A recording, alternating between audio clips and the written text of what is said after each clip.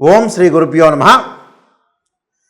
కుజగురువుల యొక్క సంయోగం అంటే గోచారరీత్యా వృషభ రాశిలో కుజుడు గురువు కలవటం అనేది మనకి జూలై 12వ తారీఖు నుంచి ఆగస్టు 26వ తారీఖు వరకు కూడా 45 రోజుల పాటు కుజుడు గురువుతో కంజంక్షన్ కావటం అనేది ఉండటం వల్ల వివిధ రాశుల వాళ్ళకి వివిధ ఫలితాలు విభిన్నంగా ఉండే అవకాశం అనేది ఒకటి ఉంటుంది.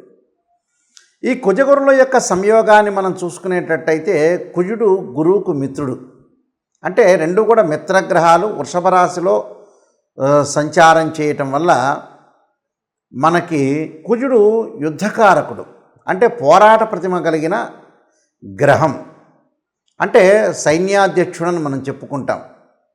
అలానే ఏదైతే కుజుడు ప్రమాదాలకి సంకేతం, అలానే ప్రమాదాలతో పాటు యుద్ధాన్ని చేయటం, కోర్టు సమస్యలు, అలానే భూ సంబంధమైన విషయాలు, అలానే అగ్రికల్చర్ ల్యాండు, ఇళ్ళు, construction, chemical companies, real estate సంబంధించిన కారకుడు అంగారకుడు. అంగారకుడు గోచారరీత్యా సహజంగా 3, 6, 11 స్థానాల్లో ఉంటే సుఫలితాన్ని ఇస్తాడు. ఎవరి రాశి నుంచి అయినా సరే అది గుర్తుపెట్టుకోవాలి. అలానే గురువు ధనకారకుడు, సంతానకారకుడు, భాగ్యకారకుడు, లాభకారకుడు, కుటుంబకారకుడు. సంతానాన్ని ఇచ్చేది ఆయనే, ధనాన్ని ఇచ్చేది ఆయనే. ధనం మూలం మిదం జగత్తు. కుటుంబాన్ని ఇచ్చేవాడు కూడా గురువే. భాగ్య లాభాధిపతులు కూడా గురువు కారణభూతుడు అవుతాడు. అంటే గురుబలం ఉండాలి అని అంటారు. వివాహం కావటానికి కూడా గురువు ముఖ్యమైన పాత్రను వహించే అవకాశం ఎక్కువగా ఉంటుంది.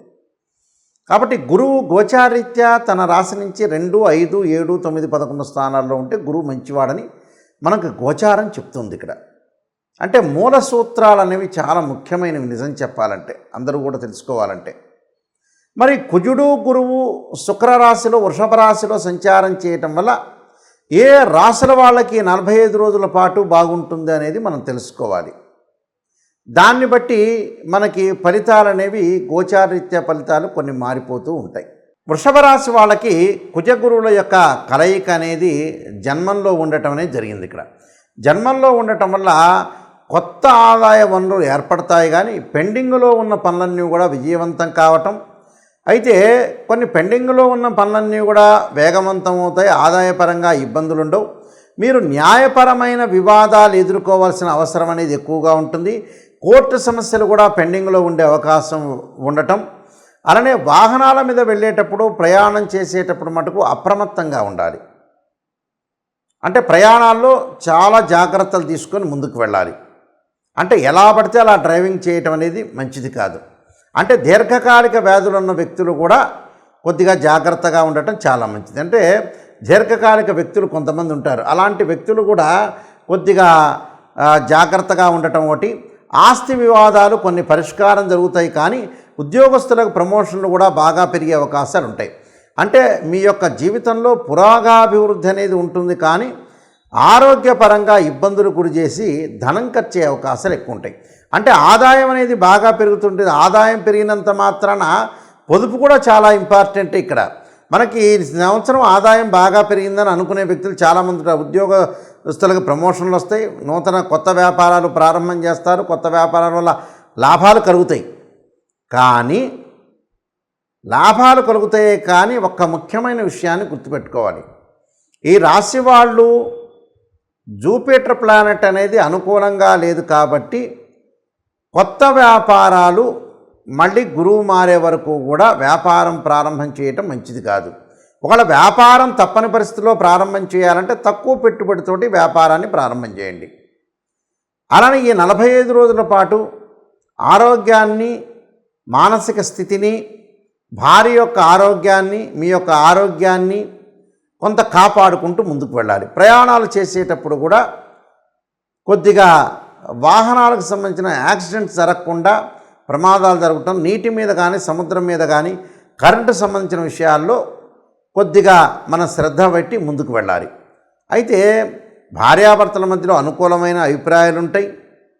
అలానే సామాజిక స్థితిగతులు మారే అవకాశాలు ఉంటాయి.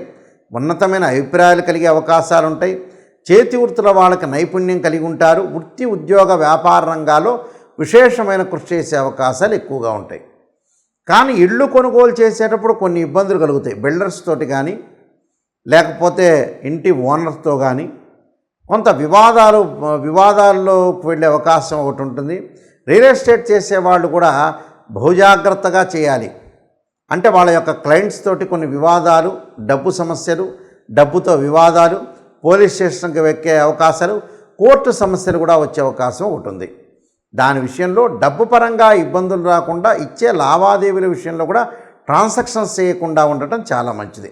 ట్రాన్సాక్షన్ చేయటం వల్ల కూడా కొన్ని ప్రాబ్లమ్స్ వస్తే డబ్బు పరంగా కొన్ని వివాదాలు కలిగే అవకాశాలు ఉంటాయి. కాబట్టి మన ఆర్థిక ప్రయోజనాలు దృష్టిలో పెట్టుకొని ఆరోగ్యాన్ని, దీర్ఘకాలిక వ్యాధులు ఉన్న వ్యక్తులు మటుకు కొంత శ్రద్ధ పెట్టి భగవంతుడి యొక్క ఆరాధన చేసుకొని ముందుకు వెళ్ళాలి.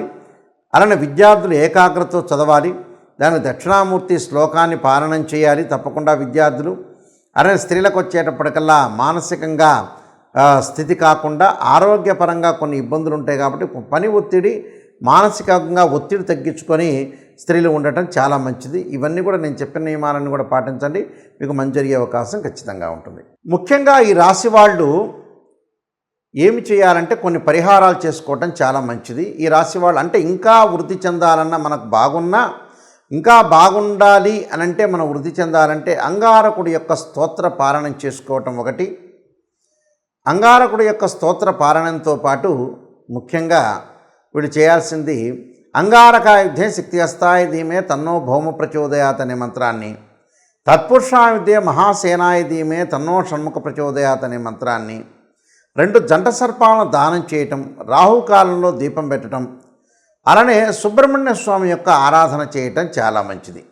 దీంతోపాటు దత్తాత్రేయ స్వామి యొక్క పాలనంతో పాటు దత్త కవచాన్ని చదవటం ప్రతిరోజు కూడా.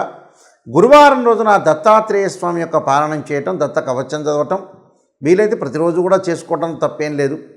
గురువారం రోజున ఉదయం కానీ ప్రాతకాలం కానీ ప్రదోషకాల సమయంలో కానీ దేవానాంచ ఋషీనాంచ గురుకాంచన సన్నిభం బుద్ధిమతం త్రిలోకేశం తం నమామి బృహస్పతిం అనే మంత్రాన్ని, మంగళవారం రోజున అంగారకాయుధే శక్తి అస్తాయ ధీమే తన్నో భౌమ ప్రచోదయాత్తో పాటు ధరణీగర్భ సంభూతం విద్యుత్కాంతి సమప్రభం కుమారశక్తి అస్తంచ మంగళం ప్రణమామ్యహం అనే మంత్రాన్ని చక్కగా చదువుకోవాలి. దాంతోపాటు ఆరోగ్యపరంగా కొంతమంది ఇబ్బందులు పడుతూ ఉంటారు. శరీరే జర్జరీభూతే వ్యాధిగ్రస్తే కళేబరి ఔషధం జాహ్నవీతోయం వైద్యో నారాయణ అనే మంత్రాన్ని, మనకి ధనం కావలసిన వ్యక్తులందరూ కూడా ఓం యక్షాయ కుబేరాయ విశ్రణాయ ధనధాన్యాధిపతే ధనం ధాన్యం సమృద్ధిమే దేహిమే దాపై స్వాహ అనే మంత్రాన్ని చక్కగా చదువుకోవటం. అలానే వీలైతే కందులు, దానితో పాటు శనగలు దానం చేయటం వల్ల కూడా చాలా మంచి ఫలితాలు వచ్చే అవకాశం ఉంటుంది. కాబట్టి తప్పకుండా ఇంకా వృద్ధి చెందాలంటే మనం కొన్ని రెమెడీస్ అనేవి ప్రత్యేకంగా చేసుకోవటం వల్ల కూడా మనకు మంచి జరిగే అవకాశం అనేది ఖచ్చితంగా ఉంటుంది. సర్వే జనా సుఖినో భవంతు.